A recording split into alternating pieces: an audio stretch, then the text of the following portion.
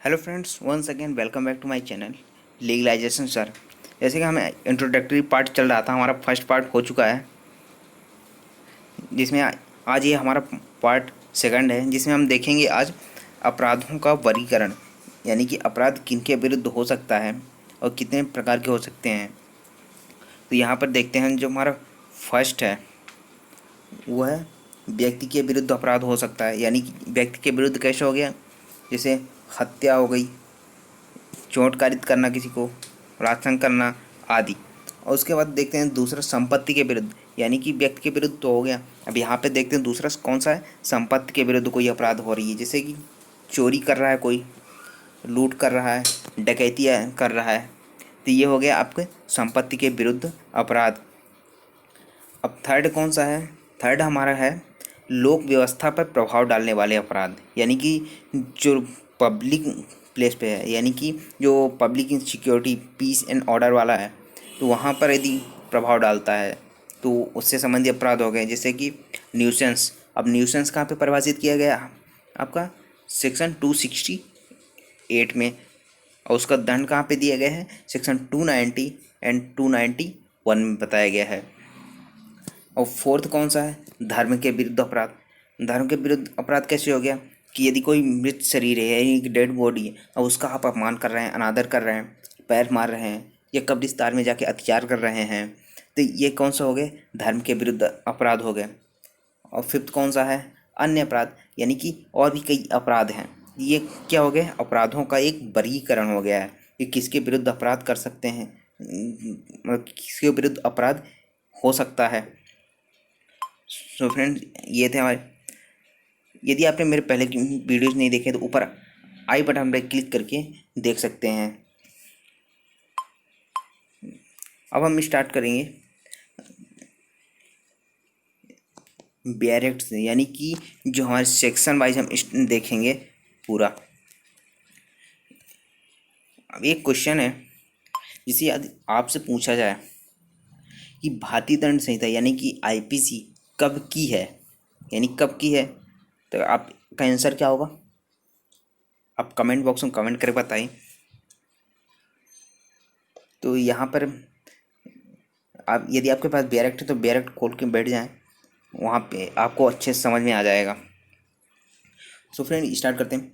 IPC की जो है वो कब की है, 1860 की है। अगर कोई ऐसा पूछता है आईपीसी कब की है, तो ये कब की है, 1860 की।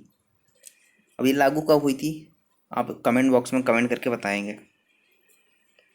सो हमारा फर्स्ट देखते हैं, जो धारा 1 है वो क्या बोलता है, संहिता का नाम और उसका प्रवर्तन।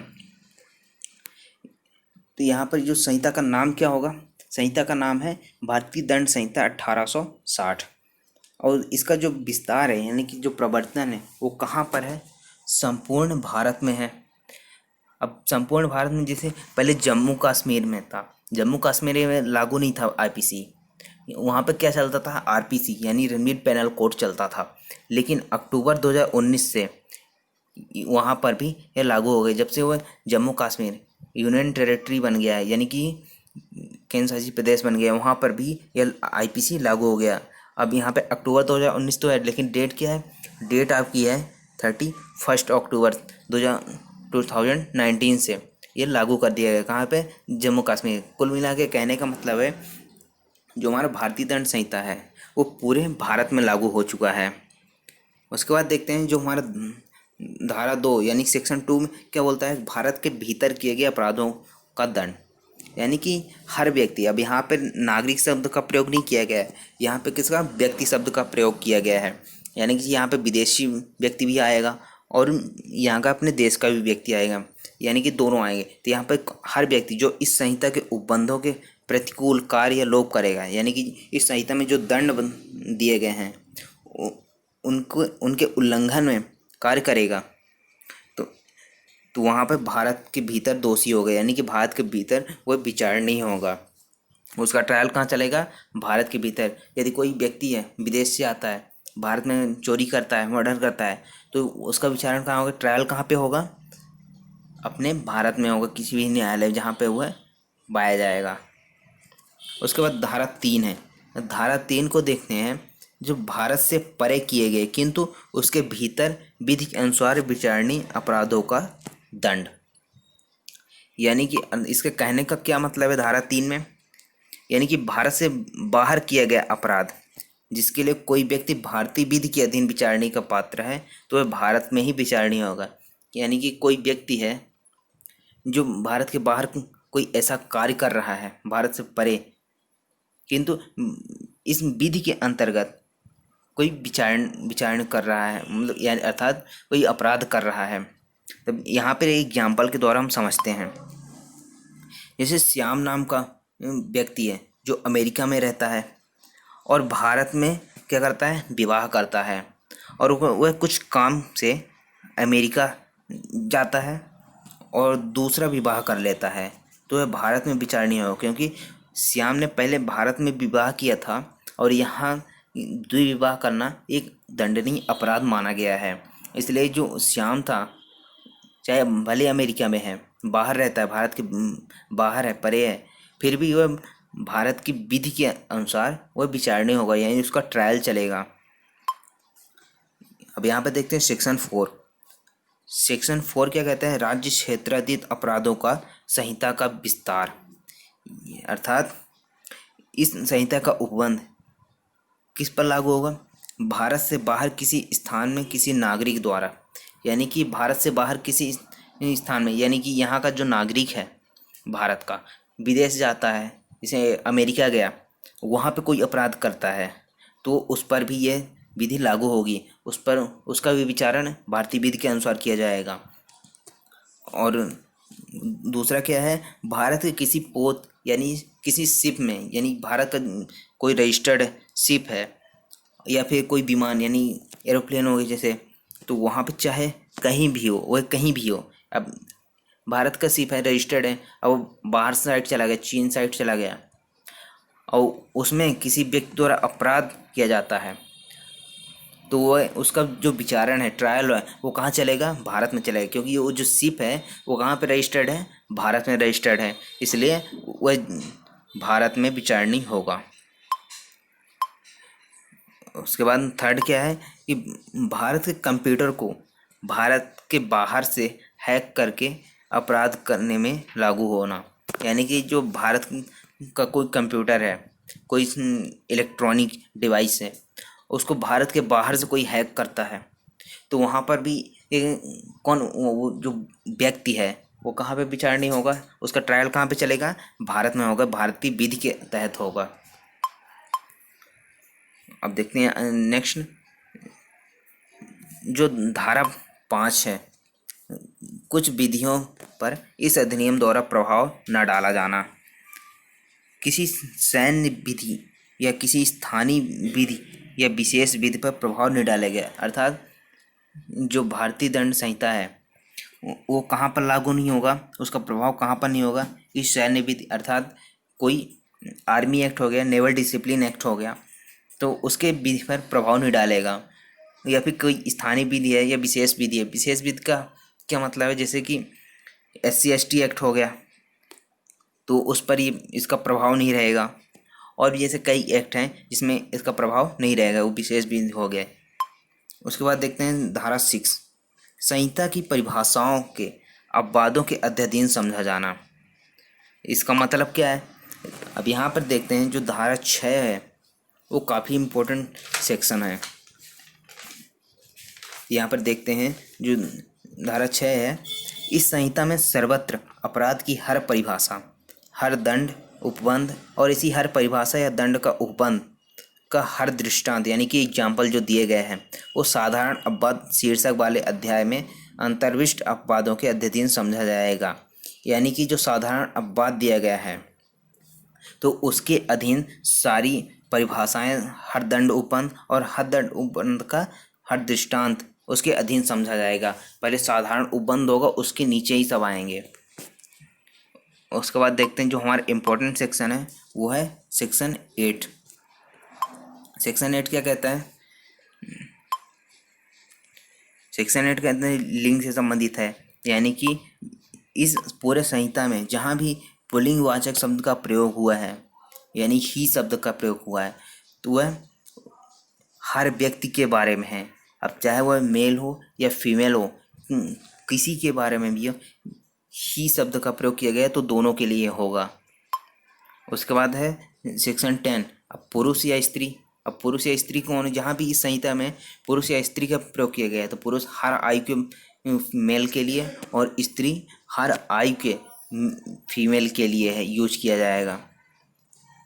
अब यहाँ पर देखते हैं इंपॉर्टेंट सेक्शन आगे कौन सा है डेफिनेशन में, सेक्शन 17। इसके अंतर्गत केंद्रीय सरकार व सभी राज्य सरकारें आती हैं। यानी कि जो सरकार बताया गया है, इसमें परिभाषित किया गया है सेक्शन 17 में, उसके अंतर्गत केंद्र सरकार और सभी राज्य सरकार आते हैं। उसके बाद देखते हैं न्यायाधीश। अब ये काफ़ी इम्पोर्टेंट क्वेश्चन है। अब न्यायाधीश जो है कौन है और इसके अंतर्गत कौन कौन आता है। अब यहाँ पे देखते हैं इसके अंतर्गत सभी न्यायाधीश जिन्हें विधि द्वारा नियुक्त किया गया है, यानी कि विधि के अंतर्गत किसी को न्यायाधीश नियुक्त किया गया है, तथा वे भी व्यक्ति आते हैं जो विधि द्वारा निर्णय देने के लिए सशक्त किया गया है। अब यहाँ पे जैसे कौन है, कलेक्टर, जुर्माना या कारावास का दंड देने की शक्ति जिसे प्राप्त है, या अधिकारिता का प्रयोग करने वाला मजिस्ट्रेट या पंचायत का सदस्य या अन्य न्यायालय जिसे विचारणा सुपुर्द करने की शक्ति प्राप्त है, वो सभी न्यायाधीश के अंतर्गत आते हैं। अब नेक्स्ट क्या है, नेक्स्ट है हमारा न्यायालय। अब न्यायाधीश तो हो गया, न्यायाधीश पहले आ गए, अब बैठेंगे कहाँ, न्यायालय में। तो इससे आप क्रम से याद कर सकते हैं कि न्यायाधीश आ गए, अब कहाँ बैठेंगे, कहाँ, न्यायालय में। तो धारा 20 में क्या बताएगा, न्यायालय। अब न्यायालय क्या है कि जहाँ न्यायाधीश या फिर जिस स्थान में कार्य करने के लिए विधि द्वारा सशक्त किया गया है वही न्यायालय है। उदाहरण के लिए हम समझते हैं कोई न्यायाधीश है, एक पेड़ के नीचे बैठ गए और किसी व्यक्ति का विचारण कर रहे हैं, सुनवाई कर रहे हैं, तो वह जो पेड़ के नीचे बैठे हैं वही एक न्यायालय हो जाता है। यानी कि न्यायालय का मतलब ये नहीं कि एक बंद कमरा हो गया जहाँ पे जज बैठे हैं, बहुत सारे वकील बैठे हैं, ऐसा नहीं है। जज जहाँ पे बैठेगा, जहाँ पे सुनवाई करेगा, वही एक न्यायालय हो जाता है। उसके बाद हमारा नेक्स्ट क्या है, सेक्शन 21। सेक्शन 21 क्या कहता है, लोक सेवक के बारे में बताता है। लोक सेवक कौन होता है,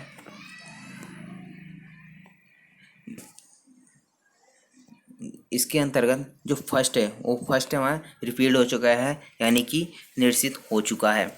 उसके बाद देखते हैं जो वहाँ सेकंड है, तीनों सेनाओं का आयुक्त तो ऑफिसर, यानी कि जो हमारे लोक सेवक के अंतर्गत है, तीनों सेनाओं का जो कमांडिंग ऑफिसर होता है वो पब्लिक सर्वेंट के तहत आता है।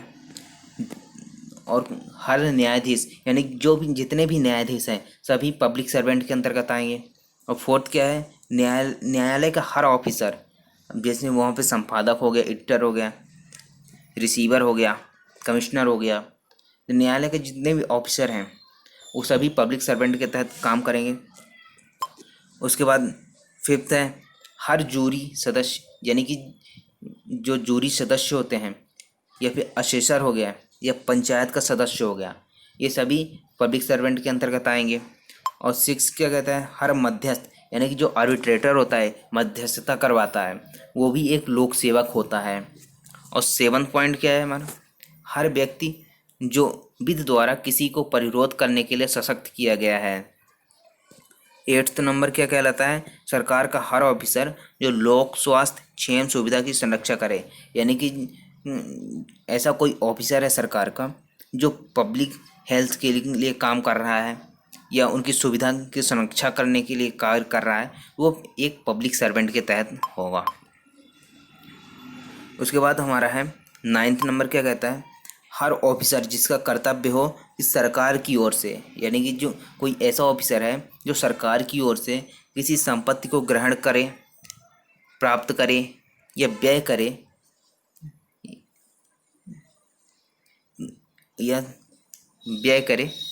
या उनकी व्यय संबंधी हितों की संरक्षा आदि करे, तो कौन होता है, पब्लिक सर्वेंट होता है। उसके बाद है 10th नंबर, हर ऑफिसर जो किसी ग्राम, नगर या जिले के किसी धर्मनिरपेक्ष के प्रयोजन के लिए संपत्ति का ग्रहण करे, प्राप्त करे या व्यय करे या कोई सर्वेक्षण या निर्धारण करता है तो वो हर ऑफिसर क्या कहलाता है? पब्लिक सर्वेंट कहलाता है। उसके बाद 11th क्या है? हर व्यक्ति जो ऐसे पद के अधीन निर्वाचक नामावली तैयार करने, प्रकाशित करने, बनाए रखने के लिए सशक्त किया गया हो। अब लास्ट हमारा क्या है? हर व्यक्ति जो सरकार की सेवा में हो, यानी कि सरकार की सेवा में जो भी व्यक्ति है या वेतन या कमीशन के रूप में पारिश्रमिक यानी सैलरी पा रहा हो तो वो क्या कहलाता है? एक पब्लिक सर्वेंट कहलाता है। तो यहाँ पे एक दृष्टांत है, जैसे कि जो नगर पालिका आयुक्त होता है वो भी एक लोक सेवक ही होता है। तो ये हो गए हमारे पब्लिक सर्वेंट। जितने भी हमारे 12 बताए गए हैं, यानी कि 12 पॉइंट बताए गए हैं, ये सारे जितने भी बताए गए सब कौन है? पब्लिक सर्वेंट के तहत आते हैं। इसमें एक काफ़ी इम्पोर्टेंट केस था जो था RS नायक वर्सेस AR अंतुले का केस था, जो काफ़ी इम्पोर्टेंट केस है, जो लीडिंग केस है, जो एग्जाम में पूछे जाते हैं। तो फ्रेंड्स, ये थे हमारे आज का पार्ट 2। आई होप आपको ये वीडियो अच्छा लगा होगा। यदि आपको वीडियो अच्छा लगा है तो लाइक करें, शेयर करें एंड सब्सक्राइब करें और बेल आइकन प्रेस कर लें ताकि आने वाले वीडियोज़ की नोटिफिकेशन आपको मिलती रहे। Thank you so much for watching legalisation sir.